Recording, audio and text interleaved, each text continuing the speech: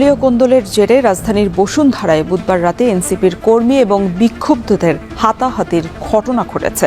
সপ্তাহ না পেরোতেই ভাঙনের সুর জাতীয় নাগরিক পার্টি এনসিপিতে। পদত্যাগ করেছেন দলটির দুই যুগ্ম মুখ্য সমন্বয়ক এবং উত্তরাঞ্চলের এক সংগঠক। জাতীয় নাগরিক পার্টি থেকে পদত্যাগের ঢল। মাত্র 7 দিনে ভাঙনের মুখে এই নতুন রাজনৈতিক দল। কিন্তু কেন? নতুন দল গঠনের পর যেখানে জনতার ভিড় থাকার কথা, সেখানে মাত্র এক সপ্তাহের মধ্যে ভেঙে পড়েছে সমন্বয়ক ও উপদেষ্টাদের তৈরি এই দল। যে আপনারা সঠিক রাজনীতির পথটাকে বেছে নিন। আপনারা ক্ষমতার মোহে পড়ে আপনারা আবারও সেই ছাত্রলীগের মতো ফ্যাসিবাদী। কি এমন ঘটলো যে এত দ্রুত দল ভাঙন শুরু করলো? শুরুটা ছিল বৈষম্যহীন রাজনৈতিক প্রতিশ্রুতি দিয়ে, কিন্তু বাস্তবতা দেখা গেল ভিন্ন। আজকে যখন ঢাকা থেকে রংপুর আসছিলাম, মাথায় শুধু একটি প্রবাদ ঘুরছিল।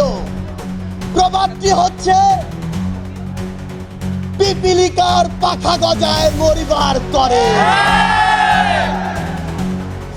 অভিযোগ উঠেছে ক্ষমতা দখলের আশায় একের পর এক রাজনৈতিক দলকে নিষিদ্ধের প্রচেষ্টা চালাচ্ছে। এর ফলে দেশের রাজনৈতিক অঙ্গনে তৈরি হচ্ছে ব্যাপক উত্তেজনা। সচিবালয়, মন্ত্রণালয়, উপদেষ্টা, আইন শৃঙ্খলায় বেতন খাইতেছে এই জনগণের ব্যাডের টাকা দিয়ে।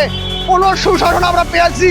এখন বাংলাদেশে যখন বৈষম্যহীন, যেমন আমাদের ছাত্র ভাইরা যখন এই টিএসসির মোড়ে আজব হাস্যকরে শোডাউন উঠেছিল, সেই সময় তাদের আন্দোলন ছিল